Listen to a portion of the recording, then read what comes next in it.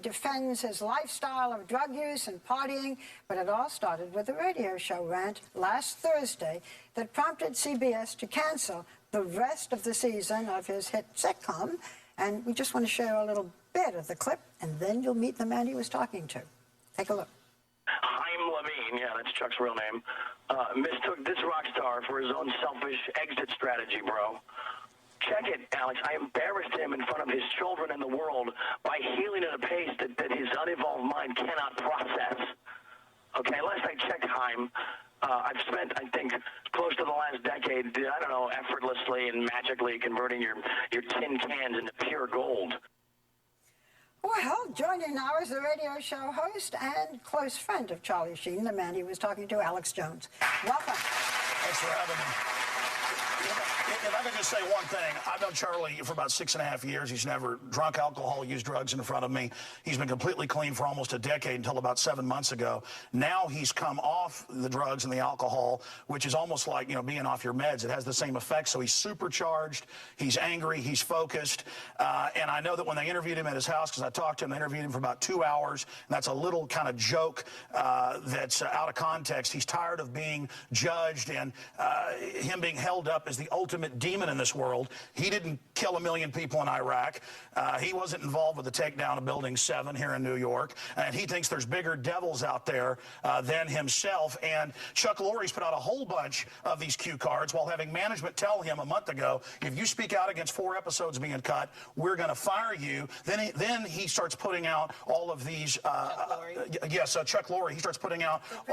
He starts putting out vanity cards, not just on 2.5 Men, but on other shows, saying Charlie Sheen is dead inside and soulless. You didn't show the worst one there, and so Charlie's told, we're tying your hands. Now we're going to beat you up for whatever contract. Let me ask you. So the question that I have is, so you're saying Chuck Lorre started this? With the vanity card. With the vanity And up front had management, according to Charlie, and I've been there when he's on the phone with his management or his manager comes over. You're too fast for me, baby. Slow down. No, we don't have a lot of time. I'm getting on record. Right. They told him, before he said a word, they said, we're doing this, and if you criticize it, you're going to be fired. And he said, why are you telling me this? You know, I'm going through a hard time right now.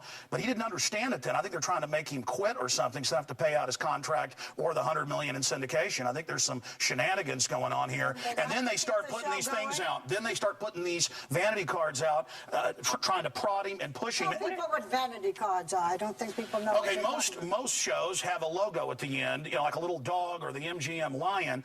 Chuck Lorre has these big write-ups at the end of his show. And imagine at the end of the show with Charlie Sheen and other CBS shows. This is on air. This is on air, saying this man is soulless. This man is dead inside. Let me ask you this. Do you think, because from that clip that we saw, a lot of people would ascertain, okay, or assume that Charlie was on drugs again. You say he wasn't. Do you think he's taking blood tests? Do you think he's... I've been at his house when they come in, take the blood, take the urine. I take your word. I was there 2 weeks ago. I hear you. Do you think he's manic depressive? I mean, as a friend, do you say, okay, this is something else? You guys are missing the boat. It's not the drugs. He's actually suffering from manic depressive disorder. Let's just remember, you know, Charlie's been a star. Charlie's been a star for 30 years, and all people know about is these episodes where he explodes. The Charlie Sheen I know is a compassionate guy who's really smart. The episodes where he explodes. I mean, he was saying, you know, this is the best thing that happened to the people who were with me. They're never going to regret it. They had the best time. You know, this is on drugs, tearing up rooms in hotels. What about that explosion? I know this. I don't use illegal drugs, but when I quit smoking, I've had a long battle with that.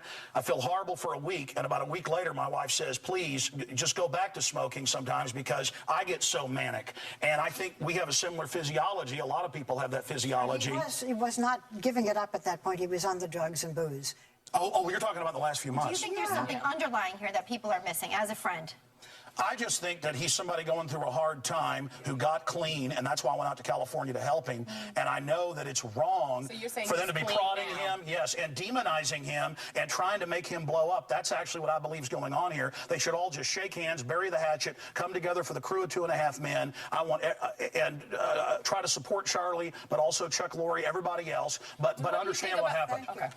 Okay. So you're worried about it. But Charlie's tired of being held up like the devil. We got the TSA putting their hand down people's pants. Infowars.com covers it all. We've got the banks bankrupting the U.S. Wait. Let's stick with Charlie, because that's way too much for me, man. Charlie is mad I understand. because he's held up his I own understand problems. He didn't steal 23.7 trillion like the But Federal we're Reserve. just here to figure out what is happening with Charlie. That's what we're trying to figure out. And he's doing interviews now, so he has a chance to speak for himself.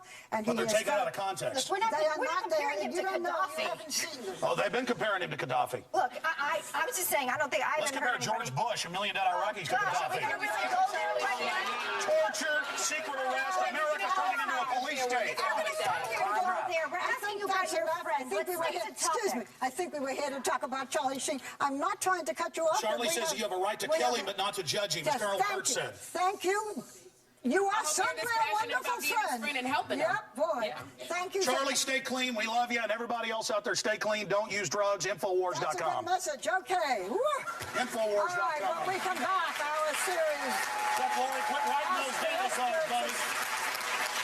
We'll be right back, okay? We'll be right back.